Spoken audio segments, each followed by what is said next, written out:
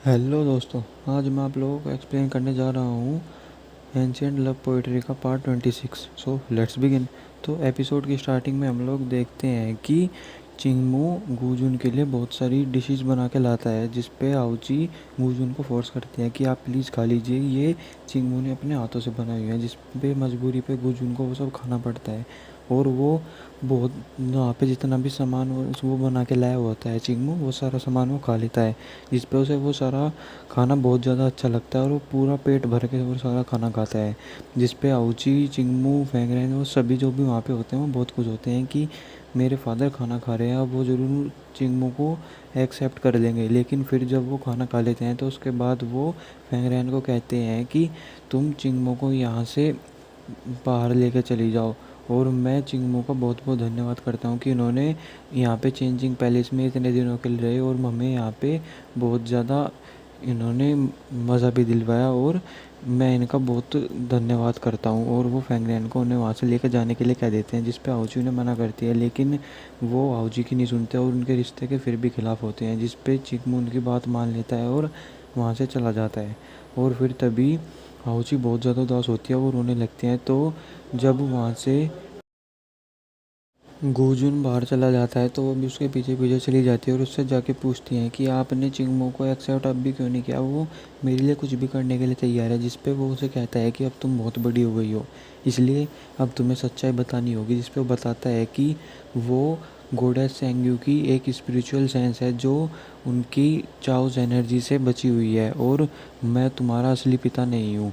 तुम्हें मैंने जन्म नहीं दिया है, बल्कि तुम गोडेस सेंग्यू की बची हुई कुछ कॉन्शियसनेस हो। जिस पे वो बहुत ज़्यादा उदास हो जाती है और हार्ट ब्रेक हो जाती है। जिस पे वो कहती है तो मैं आपकी बेटी नहीं हूँ और आप नहीं मेरे फादर हैं। जिस पे गुजुन कहता है कि हाँ, मैं तुम्हारा फादर नहीं हूँ।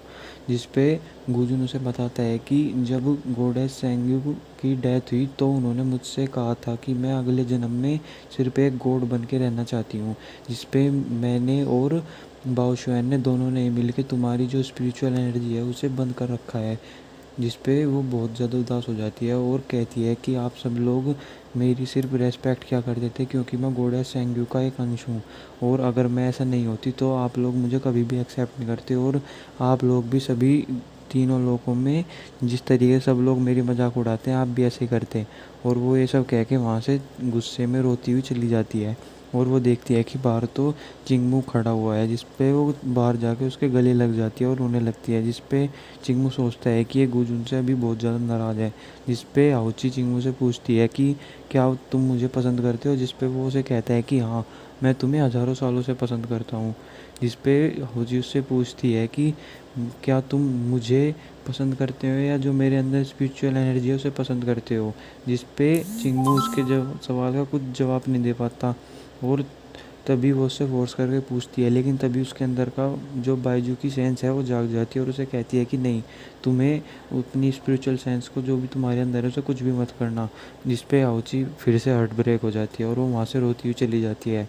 जिस पे चिकमू उसके पीछे जाने लगता है, लेकिन तभी वहाँ पे गुजुन आता है और वो उसे रोक लेता है और कहता है कि तुम्हें उसके पीछे जाने की कोई ज़रूरत नहीं है। जिस पे वो पूछता है कि हाउची ने मुझसे ऐसा सवाल क्यों पूछा। जिस पे उसने बताता है कि हाउची एक स्पिरिचुअल सेंस है गॉडेस सेंग की, अगर उसकी स्पिरिचुअल सेंस जाग गई तो उसकी जो अब तक की जितनी भी मेमोरी है वो सब गायब हो जाएगी, यानी कि तुम भी उसे याद नहीं रहोगे।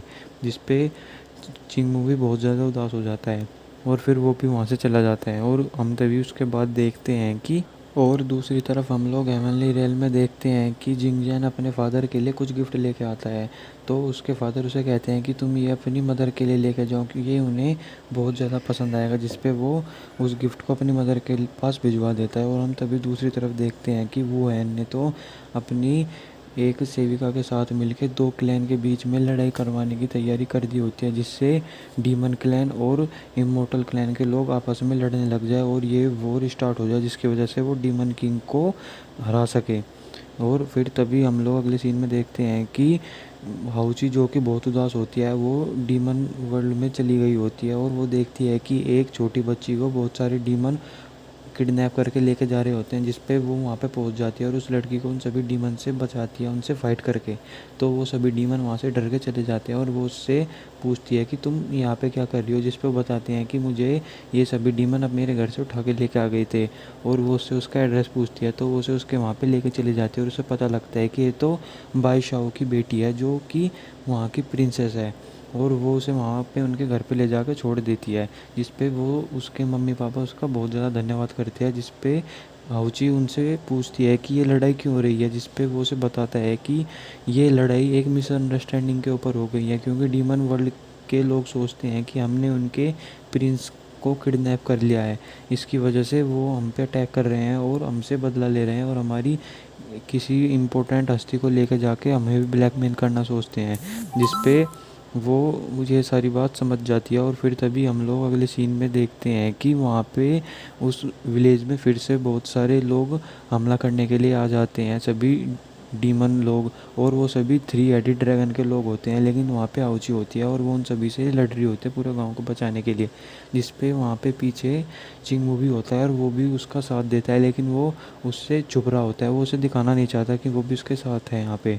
और वो उन सभी को वहाँ पे हरा देती है और उन सभी को गाँव वालों को वहाँ से बचा लेती है।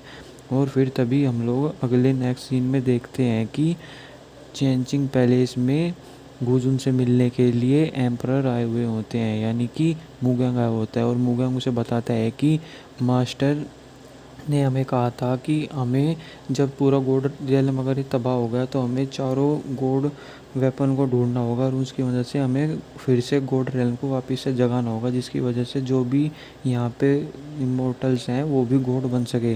जिस पे वो उससे पूछता है गुजुन कि हम ये चारों वेपन नहीं ढूंढ सकते, क्योंकि तेंचिंग डीमन गॉड अभी जाग चुका है और तब से 60,000 सालों से पर्पल मून हंटर वो अभी गायब है।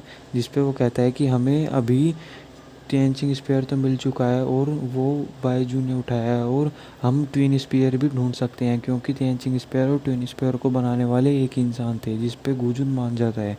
और फिर हम तभी अगले सीन में देखते हैं कि हाउची उसी विलेज में होती है और वो छोटी लड़की उसके पास आती है और कहती है दीदी आप मेरे साथ खेलो, जिस पे वो उसके साथ खेलने के लिए चली जाती है। और वहाँ से दूर खड़ा होकर चिंगमू ये सब देख रहा होता है। तभी वहाँ पे फैंगरन आती है और उसे अपने साथ ले जाती है, कहती है कि मास्टर गुजुन ने तुम्हें बुलाया है, जिस पे वो वहाँ से चला जाता है। और उसके बाद हम लोग हेवनली रियल में देखते हैं कि मुगेंग जाके वुहेन से मिलता है और उसे कहता है कि तुम पूरी लड़ाई की तैयारी इतनी ज़ोरों शोरों से कर रही हो। इस पे वो बहुत खुश होती है और वो उसे कहता है कि तुम्हें इस पूरी लड़ाई में अपने बेटे की भी चिंता नहीं है और तुम डीमन वर्ल्ड के लोगों को इतनी शिद्दत से उन्हें तबाह करना चाहती हो।